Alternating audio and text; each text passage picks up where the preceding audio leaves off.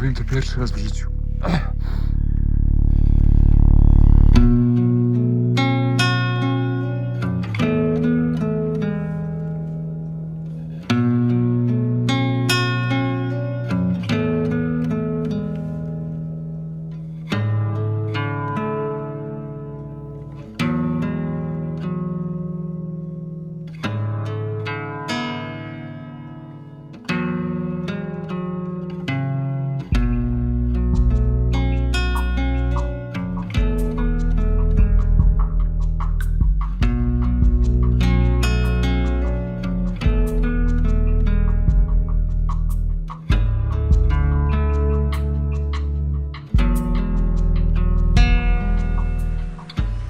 Przed wyprawą uprzedziłem wszystkich facetów. Powiedziałem jasno: porzućcie wyobrażenia, odłóżcie oczekiwania, bo w trasie, w codzienności życia grupy wszystko i tak potoczy się inaczej.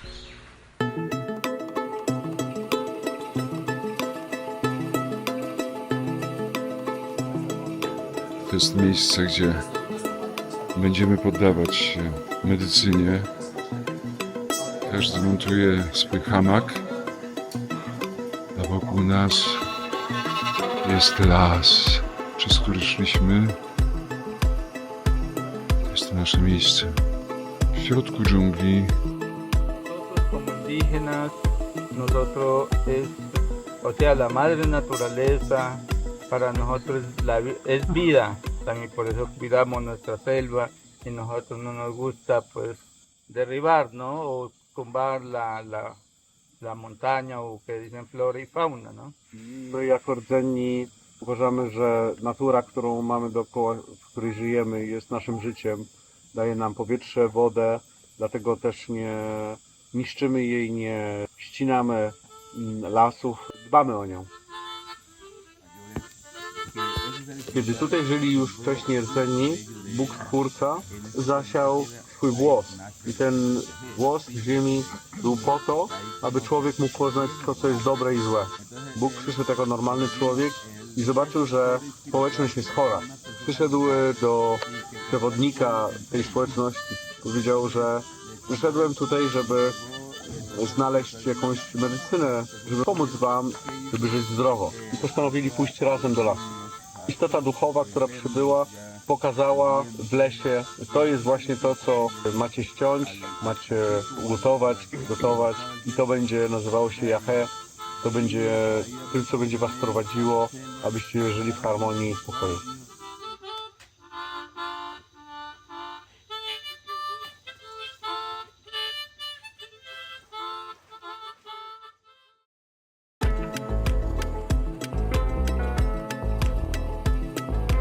Co roku przeprowadzałem kolejne grupy. Gdy uczestnicy zaczęli przyjeżdżać na wyprawę, zauważałem błysk w oczach i ekscytację. Zrozumiałem wtedy, że wyprawy One River dla wielu z nich przypominają przygody Tonego Halika. To jak odkrywanie świata na nowo. A jednak już w połowie drogi każda z tych podróży zamienia swój kierunek. Staje się wyprawą do wewnątrz, głębszą niż jakakolwiek krajoznawcza wędrówka. Krzysiu zjeżdża. Zjeżdża? To jest Krzysiu? O, okej. Dzięki. Są na tej wyprawie sami mężczyźni, co mi osobiście bardzo odpowiada. Widzę w tym takie jakości jak dyscyplina, klarowność i taka sprawczość w postępowaniu kolejnych kroków. To jest bardzo komfortowe i męska wyprawa pozwala zdjąć maskę. Nie trzeba tutaj nikogo odgrywać i jest takie poczucie bezpieczeństwa, bycia prawdziwym sobą, bo w realnym świecie niekoniecznie w naszych przestrzeniach możemy tacy być. Są pewne oczekiwania. Wiadomo, że z żeńskiej energii tak bywa różnie i mamy wiele przekonań na ten temat. Natomiast tutaj w męskich kręgach, w męskich przestrzeniach i na tej męskiej wyprawie można poczuć się naprawdę sobą i może być może dla niektórych pierwszy raz zobaczyć, jaki jestem.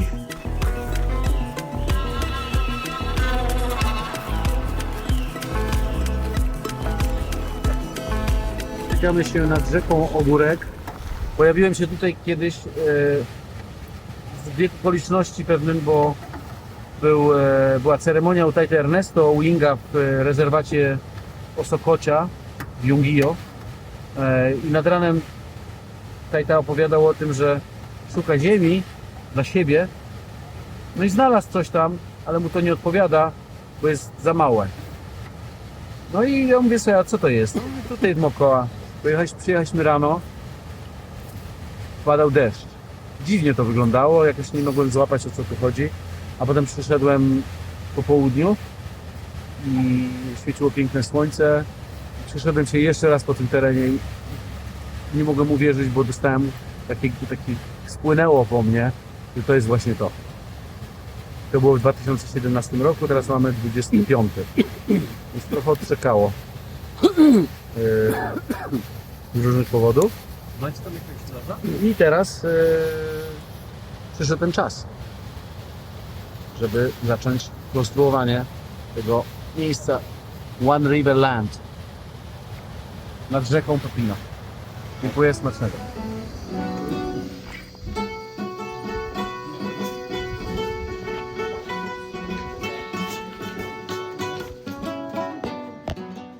Y cuando uno lame, Jeśli ktoś bierze ambil do ust genera saliva, i ten ambil generuje ślinę, pero esa saliva es fuerte, ¿no? więc ta ślina jest mocna wtedy. Y el mambe, que es como la dulzura, A mambę, ponieważ jest to słodycz, nos ayuda a endulzar esa palabra. pomaga nam osłodzić te słowa. Se complementan. I to jest komplementarne.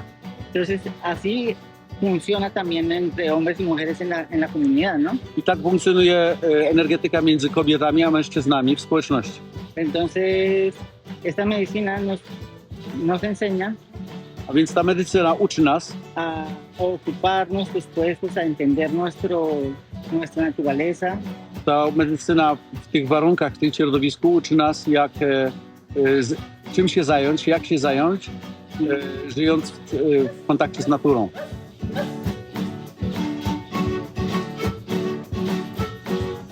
Ludzie tutaj są niesamowicie obecni i dużo szczęśliwsi w sposób bardzo naturalny, który wydaje się dużo szczerszy, bardziej dostępny dla innych.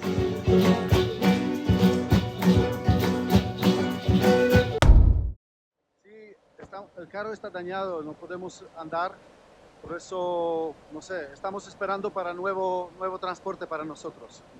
Sí, no sé, más o menos 4 o 5 horas. Sytuacja jest taka, jak widać. Siedzimy sobie na wzgórzu. Jesteśmy w chmurach. Wał poszedł w samochodzie. I czekamy na następny transport. Na szczęście jest tutaj zasięg jeszcze. Bo tak to byśmy utknęli kompletnie. No i po krótkim pobycie w górach, gdzie zepsuł się samochód, przepakowujemy się do innego autobusu. Ekipa sprawnie i logicznie podchodzi do tematu. Dobry. Cześć. Fajna przygoda, nie? Ta męska wyprawa. Tak, Fajnie tu być razem. zgrana ekipa, nie? Zgrana ekipa, to wszystko fajnie. Nie ma płynie, frustracji. Nie ma frustracji, choć się dzieją rzeczy i się dzieją. Sobie jesteśmy w tym wszystkim, co się dzieje. I jest fajnie. Normalnie to wszyscy tam jadą i od razu są na miejscu. My mamy przygodę. A tutaj w mgle Nie ma można nudy, było nie ma posiedzieć, nudy. pogadać. Kiedy rozmawia się albo są żarty, przychodzą wspomnienia szkoły, kiedy się trzymało z chłopakami i była taka atmosfera podobna do tego, co się dzieje. Wszyscy są niesamowicie otwarci i szczerzy, więc daje to przestrzeń na to, żeby móc samemu się otworzyć w tym wszystkim. Został wam tam jeszcze trochę sałatki? Nie.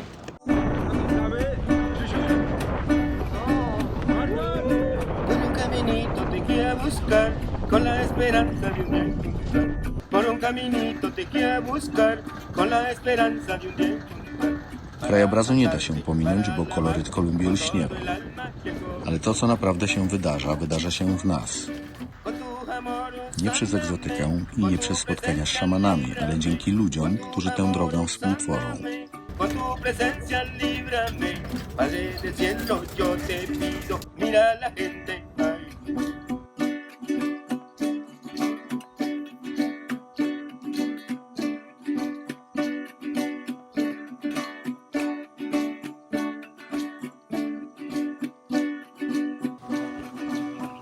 Idziemy teraz bardzo powoli na szczyt. Zaczęliśmy naszą wędrówkę. Dojdziemy do wygasłego wulkanu. Para nadie es un secreto que hijo de Dios. Para nadie es un secreto que soy hijo de Dios.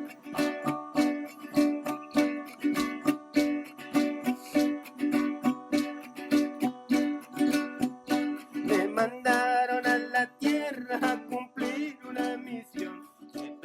No, jakby powiedział to klasyka, może klasyczka. Dotarliśmy tu na dno wulkanu, gdzie płynie gorący strumień, gejzer. Nasza ekipa jeszcze powoli tutaj z góry schodzi, było naprawdę bardzo stromo i ślisko. Ale teraz będzie nagroda, kąpiel w ciepłym strumieniu. Robert wkładał rękę i powiedział, że jest gorąca. Woda jest gorąca? Jest gorąca woda. Tak. Nie możesz włożyć, jest gorąca. No to jajka się nam ugotują. Zrobiona taka wanienka z kamieni, tam woda się zatrzymała i bardzo gorąca woda, można było się zrelaksować. No, chwilami spadały kamienie. Szczerze mówiąc, od początku nie wiedziałem, jak się za to zabrać. Zresztą nie pierwszy raz. Nie miałem doświadczenia w takiej męskiej konstelacji. A jednak widziano mnie w tej roli. Przyjaciele mówili, jak to, ty sobie nie poradzisz? A ja za każdym razem podchodzę do wyprawy jak do pierwszej i ich do ostatniej.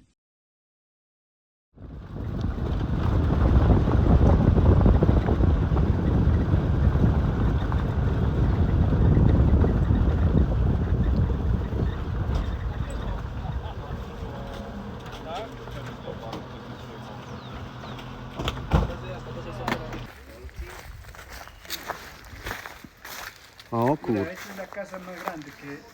Jesteśmy w tej chwili w Sibundoy. Mamy okazję odwiedzić razem z ekipą naszej męskiej wyprawy miejsce, w którym zbudowaliśmy jeden z 3 domków. Nie wiem, czy pamiętacie, organizowaliśmy zrzutkę razem z Tajtą Floro, który koordynował tutaj tą całą budowę.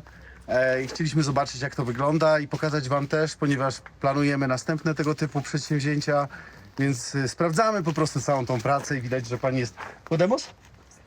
Pani jest tutaj gospodynią tego miejsca. Są to proste konstrukcje, jak widzicie, takie... Tak, są takie konstrukcje tradycyjne, które tutaj buduje się z drewna po prostu. Jest wylewka betonowa. I prosta konstrukcja, żeby ludzie mieli dach nad głową. Zapraszam. Tutaj w zimie, jak jest pora deszczowa, to tutaj było błoto. W tej chwili ci państwo mają normalną jakąś podłogę, dach nad głową z blachy i mają pokój oddzielny, więc mogą sobie tutaj żyć. Wcześniej mieszkali pod plandeką. No i prawdopodobnie w następnym etapie spróbujemy tutaj zorganizować tym państwu też małe pomieszczenie na kuchnię. Tutaj trzeba jeszcze dobudować trochę, bo to jest cała rodzina, więc to pomieszczenie to jest jakby takie główne pomieszczenie, jest pokoik mały. Także nagrywamy to z myślą, żeby stworzyć taką petycję kolejną, aby nasza zbiórka na budowę domów dla potrzebujących w Sibundoy dalej trwała. I jeszcze raz serdecznie dziękuję wszystkim, którzy się przyczynili do tego pierwszego kroku. I mam nadzieję, że to się wszystko rozwinie do takiego większej akcji Fundacji One River. Dziękuję. Mimo tylu lat doświadczeń, z każdym początkiem podróży czuję się, jakbym znów wchodził na scenę. Ale nie sparaliżowany, raczej pełen respektu, może z lekką typiałą czujnością i otwartością na wszystko, co ma nadejść i bez lęku. No a tutaj właśnie jesteśmy u Tajty Floro. Wchodzę od zaplecza. Z ogródeczek. Tutaj proszę, jak pięknie. Tu pranie nasze wisi. Wszystko ręcznie prać musieliśmy, żeby przejść. Kurczaki latają, koguty chodzą. Pieją koguty w ogóle tutaj całą noc. Albo i dzień nawet. Znalazłem się tutaj dzięki mojemu przyjacielowi, który powiedział mi o tym wyjeździe. Powiedział mi, że jest taki wyjazd w męskiej energii na poznanie medycyny, żeby odnaleźć siebie, żeby każdy mógł przeżyć jakąś swoją wewnętrzną przygodę. Się o tym dowiedziałem, pomyślałem, że to jest miejsce dla mnie, gdzie chciałbym spędzić ten czas teraz, gdzie mogę dokończyć proces, który zacząłem kilka lat temu, pogłębić go, odnaleźć w końcu drogę do siebie, do swojej bliskości, do tego, żeby móc się pokochać.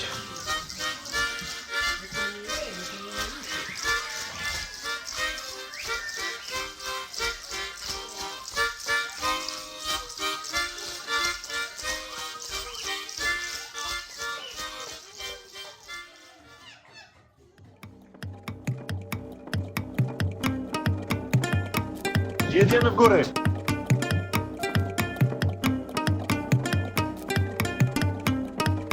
Jesteśmy tutaj, nie wiem, 12 chyba dzień, czy 13. Mi trudno przypomnieć sobie skąd ja jestem w ogóle. To naprawdę długo trwa. Przez te ostatnie 14 dni wydarzyło się tak dużo, że siedzę koło osoby, który pierwszego dnia myślałem, że zepchnę go ze skały, To ja. że był tak odklejony, a na dzień dzisiejszy nawet go toleruję i lubię.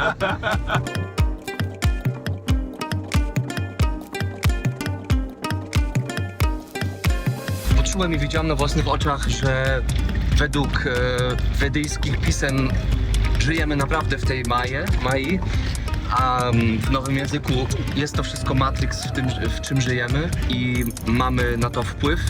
Możemy to zgenerować, to zmienić w okręgu małym, tylko jest najważniejsze, co jest tutaj u góry w głowie, co się dzieje. To po prostu wiedziałem. W sercu. W sercu, tak.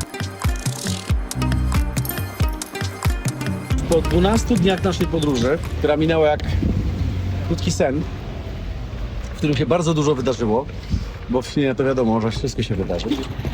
Jesteśmy w pierwszym odcinku naszej wyprawy do Świętych Jezior w górach Sierra Nevada, na terytorium Indian Kogi. Jesteśmy tutaj już na 5. wyprawie właśnie w tym odcinku górskim. No i natura, która nas otacza i atmosfera, w której jesteśmy, jest naprawdę przepiękna. Rozmawialiśmy dzisiaj o tym, że w sumie przydałoby się jeszcze jeden dzień odpoczynku w hotelu. No ale w takim przypadku, gdybyśmy za każdym razem przy jakimś zmęczeniu chcieli kolejnego dodatkowego dnia odpoczynku, to musiałaby wyprawa trwać przynajmniej miesiąc albo 1,5 miesiąca. A my widzimy tak naprawdę tylko mały skrawek Kolumbii. Chyba tak jest zawsze z każdym krajem, żeby móc poznać go dobrze, to trzeba spędzić lata i lata, żeby zagłębić się w to. No i między innymi dlatego tyle lat jeździmy do Kolumbii z One River.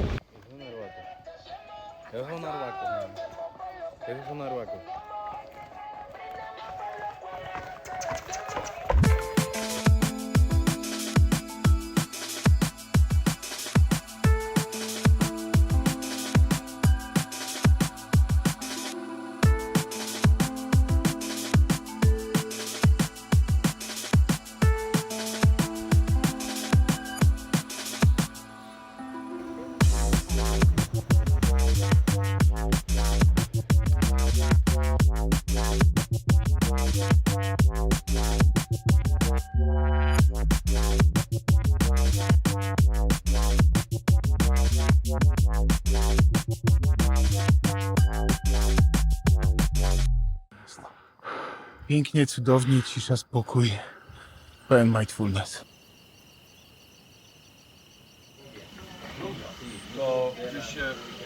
Tu, proszę Państwa, mamy przygotowane specjalne farsze, warzywka i robimy tortillę. Okej, dawaj. Sosik, uważaj, bo mocno jest ostry. Dobra. Drugi dzień naszego trekkingu. Jesteśmy w naszej wyjściowej bazie, gdzie mieliśmy bardzo komfortowe warunki. Kuchnia, łóżeczka, takie schronisko. Wyspaliśmy się, dobre śniadanie. Już następne dni nie będą takie lekkie. Trzeba się na to przygotować, że będziemy mieli spanie w namiotach. Całe szczęście tym razem nie zapowiada się na deszcz, więc będziemy mieli suchą stopę i pod stopą i ubranka. Bueno, la laguna es la madre de nosotros. Jezioro jest naszą matką. Aby móc tam dojść, my nawet rdzenni, musimy mieć założoną ochronę. Żeby żadna choroba, żadne wypadki nie odbyły się podczas podróży. To jest święte jezioro, do którego nie można wchodzić, bo to jest dla nich ich szpital. W momencie, kiedy są choroby i nic nie pomaga, to wysyła się albo zawozi się taką osobę do tego jeziora i tam ta osoba się kąpie w tym jeziorze i leczy się z chorób.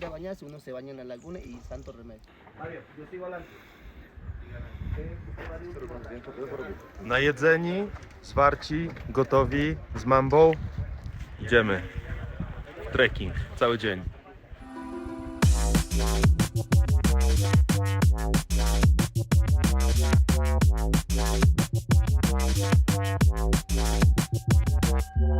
Po takim intensywnym chorowaniu, które mieliśmy w piosenkach amazońskich, oczyściliśmy nasze bałagany w głowie. Dużo przestrzeni zostało, a tutaj można sobie to porządkować.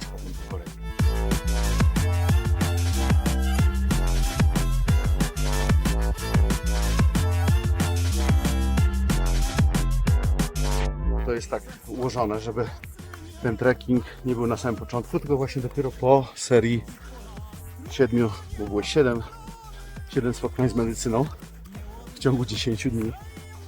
Także nie lada wysiłek to był. A okazuje się, że mimo tego wysiłku wszyscy mają jeszcze siłę chodzić na 4000 metrów po górach.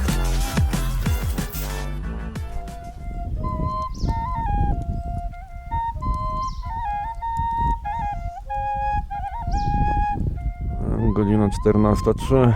Nie wiem już na jakiej wysokości jesteśmy. Podchodzimy tam, nie wiem, z 3600. Coś takiego. Warunki takie jak widać. To co przed wyprawą mi świtało, to w zasadzie wszystko było to co tutaj integruje. Niesamowite. To jest o tym właśnie, o słuchaniu wewnętrznego głosu. To jest o tym, że największa tajemnica świata to, że nie ma żadnej tajemnicy. Nie ma żadnej tajemnicy i to był ten głos, te wszystkie pomysły to jest ten głos z serca, tak? Tylko tutaj uczę się go słuchać i być ukochanym przez ten głos. O, ja zaraz się pobeczę, muszę wyłączyć.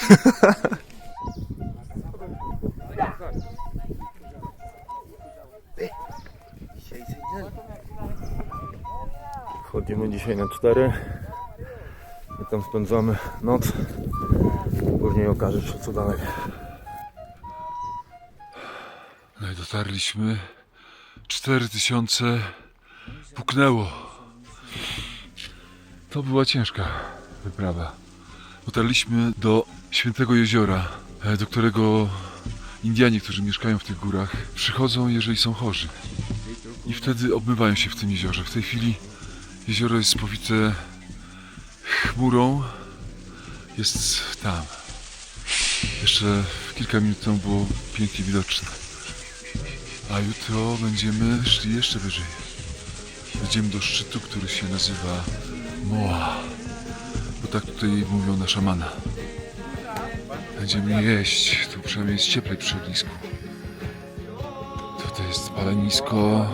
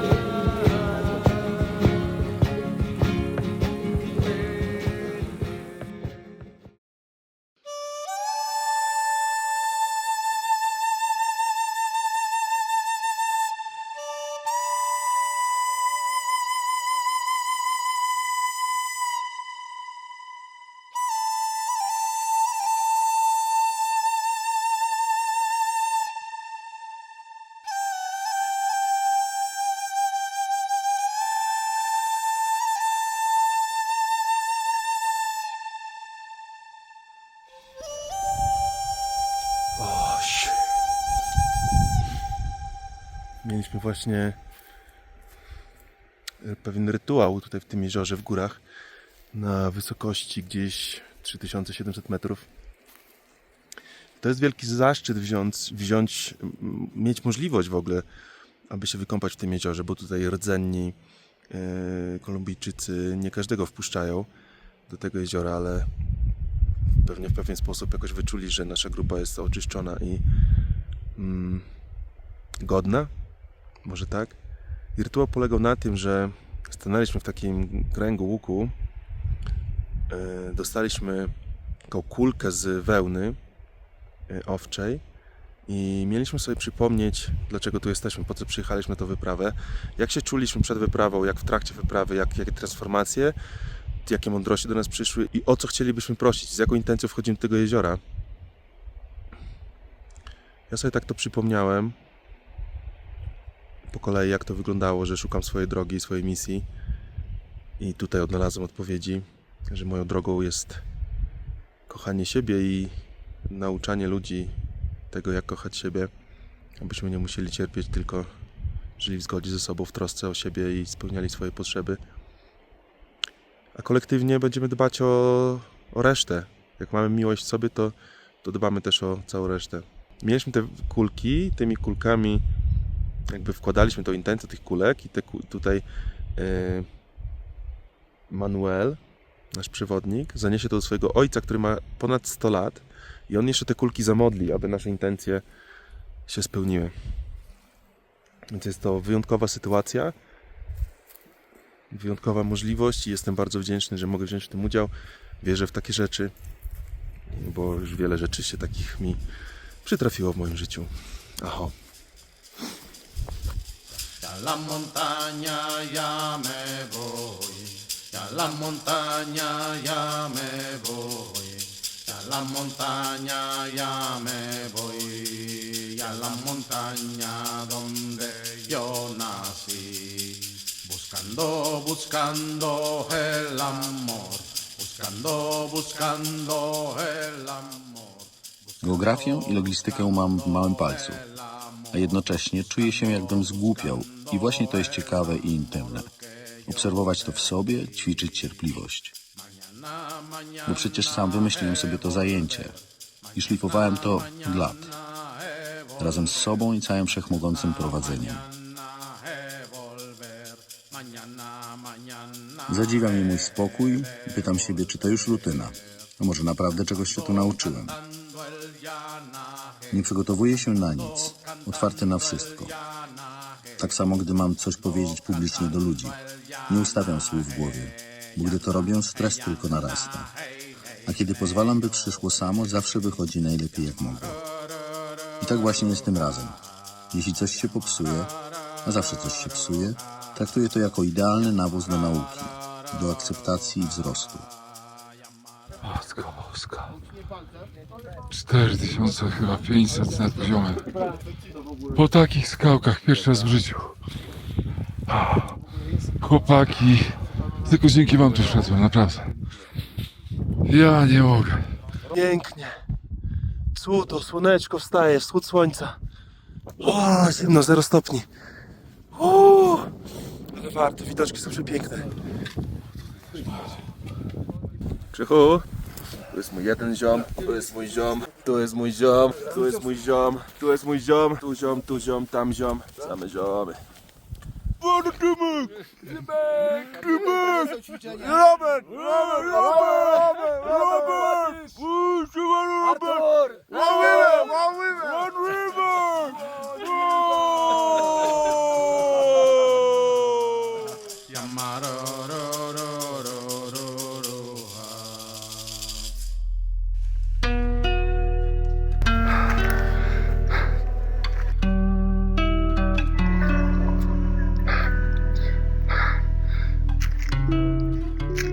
Powiem to pierwszy raz w życiu.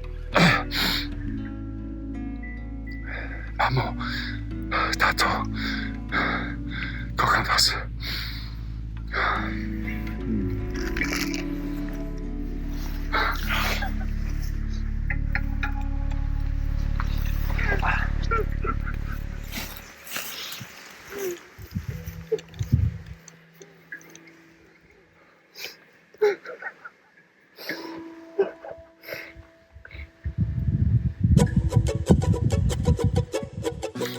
Mamo i tato, kocham was bardzo. Dziękuję za życie, które mi daliście i dzięki któremu teraz mogę się tak radować. O, tato, żyję, kocham was, trzymajcie się dobrze. Mamo, dziękuję ci bardzo. Tato, dziękuję ci za to, że tu jestem, mogę doświadczać tego wszystkiego, mogę kochać siebie i pokazywać, że można. Mamo, tato, teraz się trzymajcie, kocham was. Mamo, tato, dziękuję wam serdecznie za to, że tutaj jestem. Nie mówimy sobie tego na co dzień, ale kocham was z całego serca. Dzięki. Mamo, tato, dziękuję, że mogę być tutaj. Kocham was. Mamo, tato, dziękuję wam, daliście mi życie, że dzięki wam mogę podziwiać takie widoki, dzięki wam mogę się radować tym, co mi daliście. Bardzo wam za to dziękuję, kocham was. Mamo, tato, dziękuję, że się zdecydowaliście na mnie. Dzięki wam mogę doświadczyć tego, co w tym momencie doświadczam. Szkoda, że nie ma was tu z nami, ale tak ma być. Dziękuję za te doświadczenia. Mamo i tato, który jest w niebie, też ci kocham bardzo. Wiesz, jak bardzo kocham to, co robię, jak bardzo poświęcam całe swoje życie temu. Dziękuję ci, że jesteś. Kocham cię bardzo.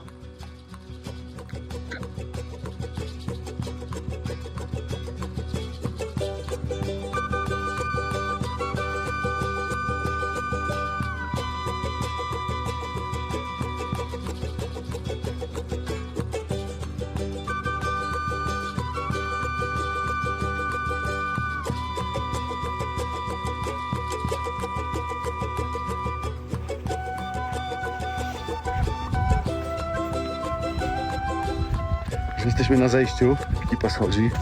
Trochę pospieszyłem przodem. Kurczę, jestem spuchnięty. W oddali jest ocean. W dole widać na samym końcu Santa Marta. Nie wiem, czy to w ogóle widać na kamerze. I tutaj już schodzimy do pierwszej miejscowości w górach Sierra Nevada.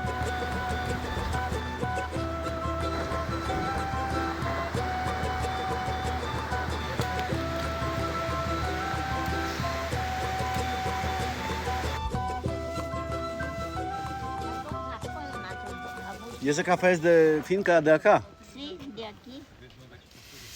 Jest wiele osób, które przyprowadzają innych, nie dbając o rdzennych mieszkańców. Przyprowadzają takich jak wy i chodzą sami. Ale ta laguna jest święta. Wszystkie grupy, które przeprowadzam, zawsze przeprowadzam tutaj. Najpierw mój ojciec zapewnia ochronę, wykonuje ofiarowanie. Po co? Dla dobra zdrowia, żeby nic wam się nie stało, żeby nic się nie przewrócił, nie doznał urazu i nie zachorował. Mój ojciec mówi, że możemy to zrobić także następnym razem, bezpośrednio, że on zapewni ochronę i przeprowadzi ofiarowanie i w górę. A w którym roku się urodziłeś? W 19 roku. 1919. 1919. Nie. 1919. Tak, w 1919. Więc teraz jest 2025. To masz 106 lat. Tak. Jak się czujesz mając 106 lat? Czuję się dobrze. Problem przynosi chorobę. Język. Umysł. Dlatego nie można dać się ponieść nikomu. Każdy idzie swoją drogą. Robi swoje. Trzeba mieć umysł na odpowiednim poziomie. Człowiek sam musi dbać o swoje ciało i umysł. A teraz mamy taką sytuację, że śpimy pod gołym niebem na folii plastikowej naprzeciwko Casa Maria, czyli ciosa mamo Kogi, który spędził z nami ostatnie popołudnie. Ale kto by pomyślał, że będziemy spali pod gołym niebem? Kto by był taki, żeby to wymyślił? Pod gwiazdami.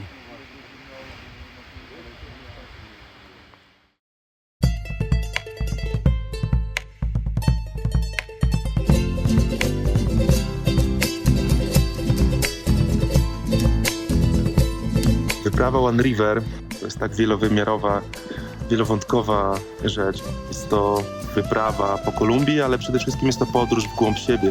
Jest to poznanie samego siebie na wielu polach. Nie tylko chodzi o medycynę, ale też o całą przestrzeń, która się dzieje między ceremonią. I naprawdę można wiele zauważyć w sobie i się przejrzeć w innych ludziach.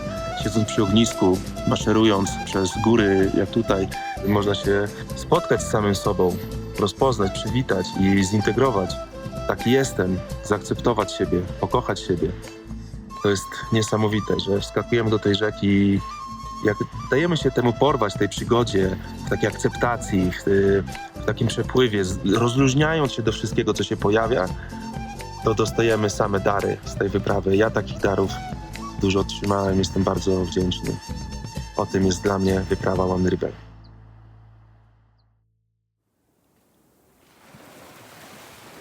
Przyjeżdżam tu każdej zimy od 15 lat. A mimo to czuję, że bardzo wiele wciąż przede mną. I że dopiero mam odkryć, jak to będzie. W nowych konstelacjach, w nowych kierunkach.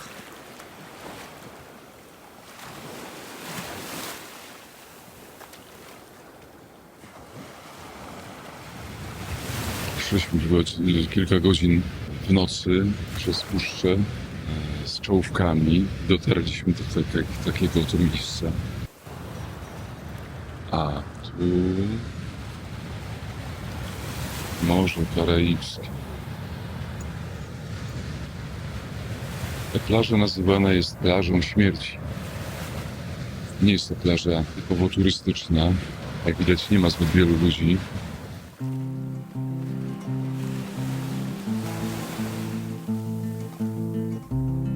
Są różne formy podróżowania, są formy turystyki, są formy odkrywania i podróżowania po to, żeby coś odkryć. Najciekawsze dla mnie będzie to, co się zacznie po powrocie, dlatego że zdecydowanie nie będę patrzył na świat już w ten sam sposób nigdy. Nigdy wcześniej w życiu nie spędziłem tylu dni naraz z jedną grupą i w zasadzie w ogóle się tego nie czuję. Tak jakby ta podróż mogła być trwać i cały czas jest tak wzbogacająco i nie ma jakiegoś takiego uczucia znużenia, jak czasem miałem. Piękne okoliczności przyrody, które są tutaj dookoła nas, są tylko taką namiastką tego, co tu się naprawdę dzieje. To nie są wyprawy, których się szuka. To są wyprawy, które znajdują człowieka. Każdy proces, który tutaj jest, skatalizuje to, co jest głęboko w was ukryte, na co chcecie patrzeć lub na co bardzo dawno nie mieliście uwagi. No to czas opuścić ten las. Spakowani, hamaki złożone. Teraz kilka godzin marszu przez puszczę. Do roboty! Ludzki trud i cierpienie wynikają z niewiedzy i z wyboru, by w niej trwać. Nie zdajemy sobie sprawy, że dziś możemy łatwo uzdrawiać traumy, uwolnić się od ograniczających wzorców i żyć zupełnie inaczej. Nie jesteśmy świadomi, że naszym życiem kierują często wzorce podświadomości, które wcale nie są nasze. Nie wiemy, że podświadomość to pole globalne, a nasza linia rodowa to jedynie jego odnoga. Boimy się wziąć odpowiedzialność, bo nie wiemy, jaką mamy moc. A ta moc jest prawdziwa. Można rozpuścić stare wzorce. Można uzdrowić ciało i umysł. Można otworzyć się na zupełnie nową wizję życia. Świadomość jest kluczem. To nie mistycyzm, to rzeczywistość.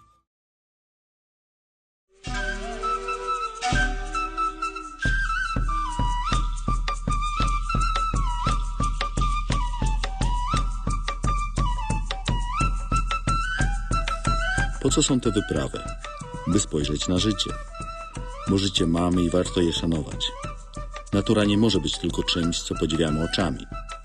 Ona ma przemawiać przez nas. To nie może być tylko narcystyczna wizja. O, jakie piękne góry, jakie wspaniałe widoki. Kocham naturę. Kocham, bo jestem od niej oddzielony.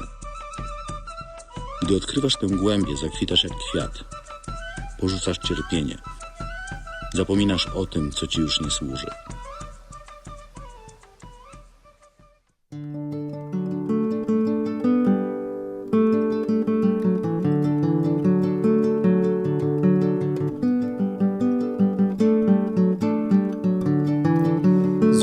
się w życiu na 7 długich lat. Od życia chciałem więcej niż życie chciało dać. Poszedłem z tym do Boga, On spojrzał mi w oczy. Powiedział wróć na ziemię, bo po cienkim lodzie kroczysz. Krainy odwiedzałem w życiu dziwne i dalekie. Nauczyłem się jednego, jestem tylko człowiekiem.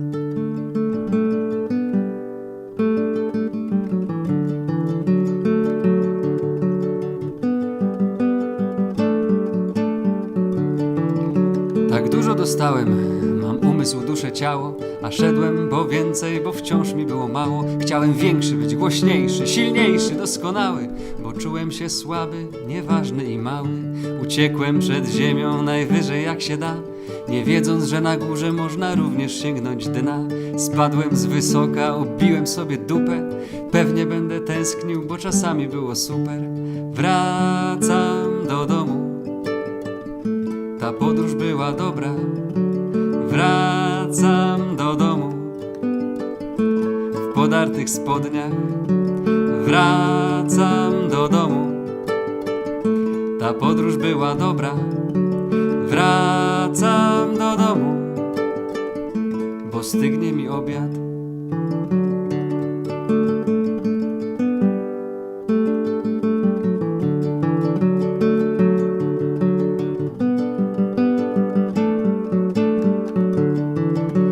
Nie wiem, czy kiedyś w podróż ruszę nową. Na razie chcę nacieszyć się zwykłym byciem sobą. Spoglądam dziś w lustro i nie chcę już uciekać. Uśmiecham się szeroko, puszczam oko do człowieka.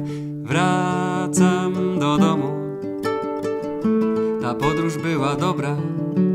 Wracam do domu w podartych spodniach. Wracam do domu i jakoś się trzymam. Wracam do domu, od nowa zaczynać.